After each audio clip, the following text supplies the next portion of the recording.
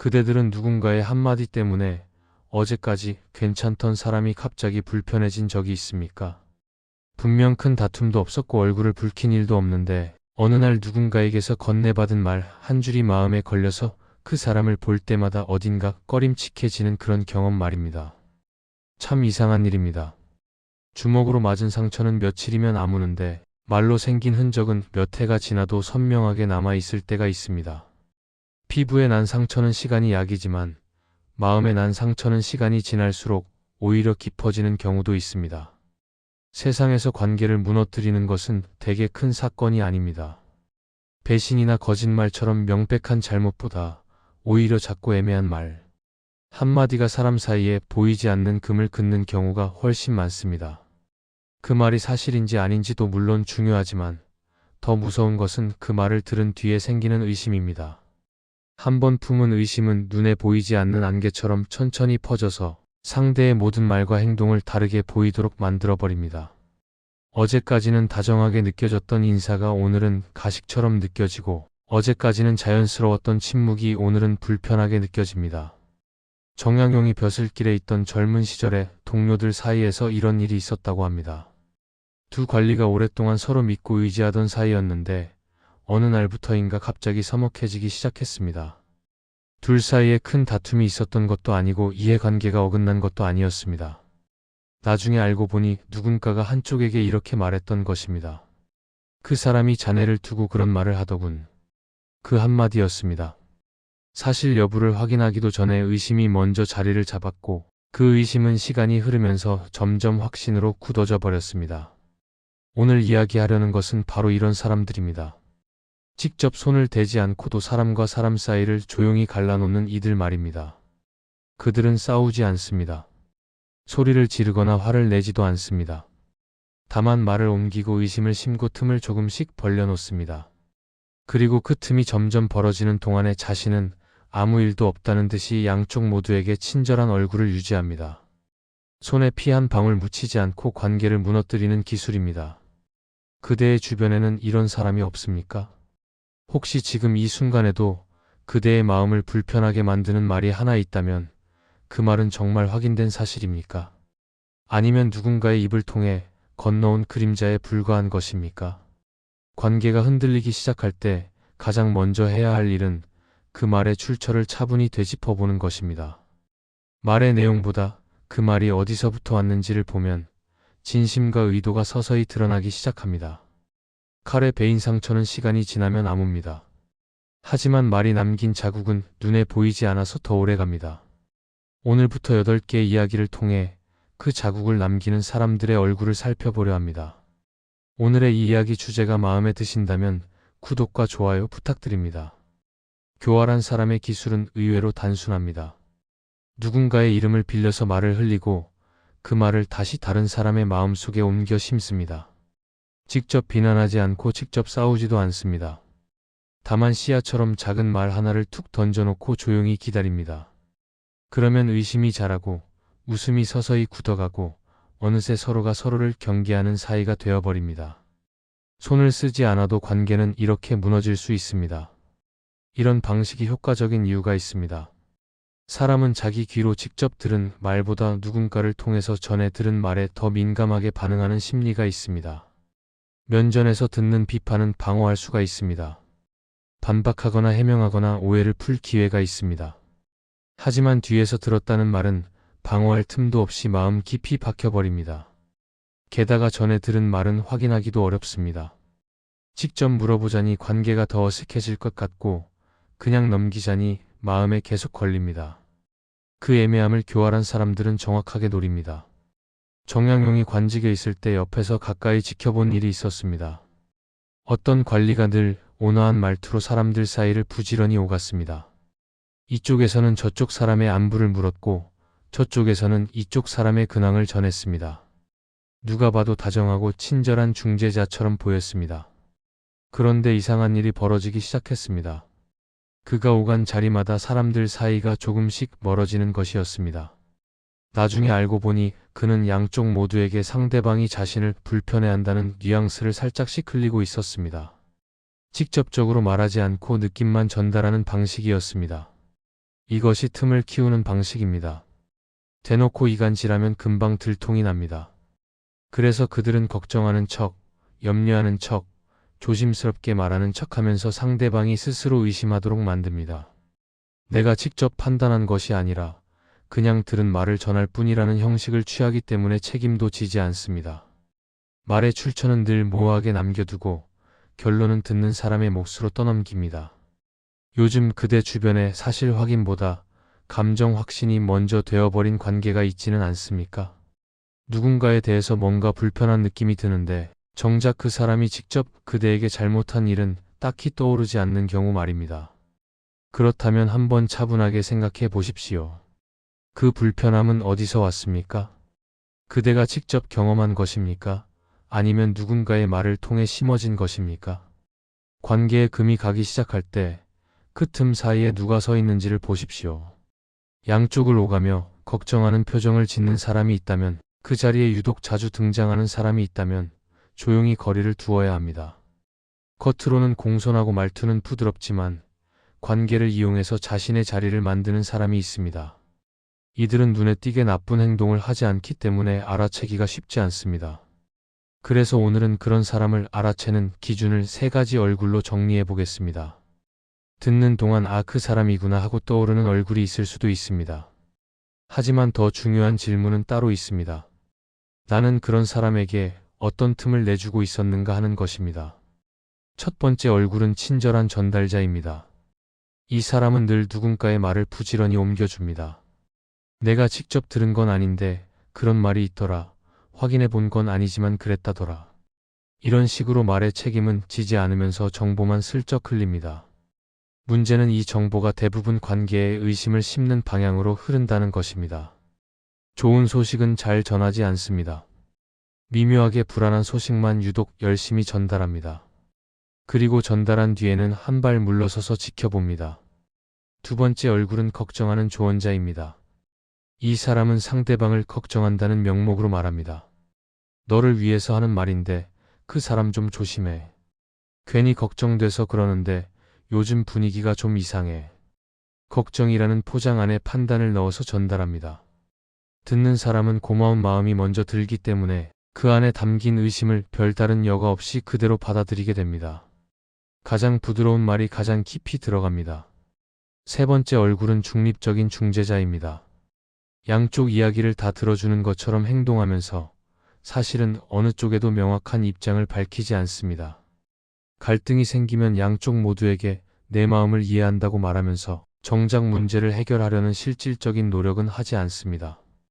오히려 갈등이 지속되어야 자신의 역할이 유지되기 때문에 은근히 불씨를 살려두는 쪽으로 움직입니다. 정약용은 사람을 등용할 때 말보다 행동의 흐름을 봐야 한다고 했습니다. 한두 번의 친절은 누구나 보여줄 수 있습니다. 하지만 그 친절이 시간이 지나면서 어떤 결과로 이어지는지를 보면 진심인지 계산인지가 드러납니다. 그 사람이 오간 자리마다 관계가 좋아졌는지 나빠졌는지를 보면 됩니다. 말이 예쁘다고 해서 마음까지 컸다고 믿지 말라며 스스로를 단속했다고 전해집니다. 그대는 누군가의 말 앞에서 왜 자꾸 마음의 중심이 흔들립니까? 그 흔들림의 원인이 말의 내용 때문인지 아니면 말하는 사람의 방식 때문인지를 구분하는 것이 첫 번째 방어입니다. 말의 내용에만 집중하면 방식에 속습니다. 방식을 보면 의도가 보입니다. 그들은 대놓고 비난하지 않습니다. 괜히 걱정돼서요. 둘 다 소중하잖아요. 나는 그냥 전하는 것뿐이에요. 이런 말로 시작해서 상대방이 스스로 비교하고 판단하게 만듭니다. 직접적인 공격은 방어할 수 있습니다. 반박하거나 해명할 기회가 생깁니다. 하지만 선의로 포장된 말은 경계심을 먼저 누그러뜨리기 때문에 더 깊이 스며듭니다. 방패를 내려놓은 순간에 들어오는 말이 가장 깊이 박힙니다. 이 방식이 교묘한 이유는 말하는 사람이 결론을 내리지 않기 때문입니다. 그냥 느낌이 그렇다거나 주변에서 그런 말이 있다거나 혹시 몰라서 알려주는 것이라고 합니다. 결론은 듣는 사람의 몫으로 남겨둡니다. 그러면 듣는 사람은 자기가 직접 판단했다고 생각하게 됩니다. 하지만 그 판단의 재료를 제공한 것은 말을 흘린 사람입니다. 결론만 남기고 과정은 숨기는 방식입니다. 책임은 지지 않으면서 영향력은 행사합니다. 정약용이 관직에서 사람을 쓰며 스스로를 단속했던 기준이 있었습니다. 왜 지금 이 말을 하는가? 왜 하필 내게 하는가? 이 두 가지 질문이었습니다. 좋은 의도라면 굳이 지금 이 순간에 할 필요가 없는 말들이 있습니다. 상대방이 힘들 때, 판단이 흐려질 때, 감정적으로 약해졌을 때를 노려서 하는 말은 대개 좋은 의도가 아닙니다. 진짜 걱정이라면 상대가 안정되었을 때 차분하게 말해도 됩니다. 또한 왜 내게 하는지도 중요합니다. 정말 걱정이라면 당사자에게 직접 말하는 것이 순서입니다. 하지만 제3자에게 먼저 흘리는 말은 대부분 퍼뜨리려는 의도가 있습니다. 걱정한다는 명목으로 소문을 만들고 조언한다는 명목으로 편을 가르는 것입니다. 진심은 직선으로 가지만 계산은 우회합니다. 젊은 시절 정약용도 이런 말에 흔들린 적이 있었다고 합니다. 동료에 대한 걱정 어린 조언을 들었는데 나중에 보니 그 조언이 두 사람 사이를 멀어지게 만들려는 의도였다는 것을 알게 되었습니다. 그때 깨달은 것이 있었습니다. 말의 내용이 아니라 말의 타이밍과 방향을 보아야 진심이 보인다는 것이었습니다. 무슨 말을 했느냐 보다 언제 누구에게 했느냐가 더 많은 것을 알려줍니다. 지금 그대가 누군가에게서 들은 말이 있다면 한번 점검해 보십시오. 그 말은 진심의 걱정입니까? 아니면 관계를 뒤틀려는 장치입니까? 그 사람이 정말 그대를 걱정한다면 왜 지금 이 순간에 이 방식으로 말하는 것입니까? 내용보다 맥락을 보면 말의 진짜 의도가 드러납니다. 가장 부드러운 말이 가장 날카로운 칼이 될 수 있다는 것을 기억하십시오. 이들은 늘 가운데에 서려고 합니다. 양쪽의 말을 다 들어주는 척하면서 내가 아니면 안 된다는 자리를 만들고 갈등이 생기면 중재한다는 명목으로 양쪽을 부지런히 오갑니다. 언뜻 보면 관계를 회복시키려는 노력처럼 보입니다. 하지만 자세히 보면 그 중재는 좀처럼 해결로 이어지지 않습니다. 시간이 지나도 갈등은 그대로이고 중재자만 양쪽 모두에게 필요한 사람으로 남아 있습니다. 이런 사람들의 특징이 있습니다. 결정적인 순간에 명확하게 말하지 않습니다. 내가 다 말하긴 그렇지만 확실하진 않은데 이건 내 생각일 뿐이지만 이런 전제를 달고 나서 뒤에 오는 말이 핵심입니다. 전제로 책임을 회피하고 뒤에 말로 의심을 심습니다. 듣는 사람은 불완전한 정보를 받게 되고 그 빈틈을 자기 상상으로 채우게 됩니다. 상상은 대부분 불안한 방향으로 흐릅니다. 더 교묘한 점은 이들이 양쪽 모두에게 같은 방식을 쓴다는 것입니다. 이쪽에게는 저쪽이 너를 불편해한다는 뉘앙스를 주고 저쪽에게는 이쪽이 뭔가 불만이 있는 것 같다는 뉘앙스를 줍니다. 그러면 양쪽 다 서로를 경계하게 되고 중재자만 양쪽 모두에게 신뢰받는 위치를 유지합니다. 갈등이 해결되면 자신의 역할이 없어지기 때문에 은근히 갈등을 지속시키는 방향으로 움직입니다. 불을 끄는 척하면서 불씨를 옮기는 것입니다. 정약용이 유배지에서 쓴 편지 중에 이런 대목이 있습니다. 화해를 말하면서 손을 내밀지 않는 사람을 경계하라고요. 진짜 화해를 원하는 사람은 말보다 행동이 먼저입니다. 직접 만나게 하고 직접 대화하게 하고 자신은 물러납니다. 하지만 화해를 말하면서 실제로는 양쪽을 계속 오가기만 하는 사람은 그 상황 자체를 필요로 하는 것입니다. 갈등이 자기 존재의 이유가 되어버린 것입니다. 그대의 관계에 말은 많은데 해결은 없는 중재가 반복되고 있지는 않습니까? 누군가가 양쪽 이야기를 다 듣는다면서 정작 문제는 풀리지 않고 오히려 오해만 쌓여가는 상황이 있다면 그 중재자의 역할을 의심해 보아야 합니다. 진정한 중재는 자신이 계속 가운데 서 있는 것이 아닙니다. 양쪽을 직접 연결하고 자신은 빠지는 것입니다. 불씨를 끄는 사람과 불씨를 옮기는 사람은 비슷해 보이지만 결과가 다릅니다. 시간을 두고 지켜보십시오. 그 사람이 오간 자리마다 관계가 어떻게 변했는지를 보면 답이 나옵니다. 교활함의 밑바닥에는 빠지면 불안해지는 욕망이 있습니다. 사람들 사이에 자연스러운 흐름이 생기면 견디지 못합니다. 누군가와 누군가가 자신을 거치지 않고 가까워지면 초조해집니다. 그래서 그 흐름 한가운데 자신을 끼워 넣어야만 비로소 안심합니다. 관계를 연결이 아니라 통제로 이해하는 사람들입니다. 이런 사람은 사람들이 서로 직접 소통하면 자신의 자리가 없어질 것 같아서 두려워합니다. 그래서 모든 정보와 감정이 자신을 통해 오가도록 만들려 합니다. 이쪽 이야기를 저쪽에 전하고 저쪽 이야기를 이쪽에 전하면서 자신이 없으면 안 되는 구조를 만듭니다. 그 구조 안에서만 안정감을 느낍니다. 구조가 무너지면 자신도 무너질 것 같은 두려움이 있습니다. 문제는 이것이 의식적인 계획이 아니라 무의식적인 습관인 경우가 많다는 것입니다. 스스로도 왜 그렇게 행동하는지 모를 때가 있습니다. 다만 관계에서 빠지면 불안하고 중심에 있어야 안정감을 느끼기 때문에 그렇게 합니다. 이것을 악의로만 볼 수 없는 이유가 여기에 있습니다. 교활함의 뿌리에는 대개 결핍과 불안이 자리하고 있습니다. 채워지지 않은 것이 있어서 남의 관계를 통해 채우려는 것입니다. 정약용은 사람을 모을 때도 말년의 편지에서도 중심이 되려는 마음이 오히려 마음을 가난하게 만든다고 경계했습니다. 관계의 중심에 서려 할수록 모든 것을 관리해야 하고 관리해야 할 것이 많아질수록 마음이 복잡해지고 마음이 복잡해질수록 정작 진짜 가까운 사람이 없어진다고요. 모든 사람에게 필요한 사람이 되려 하면 어느 누구에게도 특별한 사람이 되지 못합니다. 역설적이지만 사실입니다.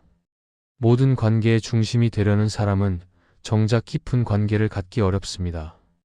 넓지만 얕은 관계만 남게 됩니다. 많은 사람을 알지만 아무도 진심으로 알지 못합니다. 그 외로움이 다시 더 많은 관계를 통제하려는 욕망으로 이어지고 악순환이 됩니다.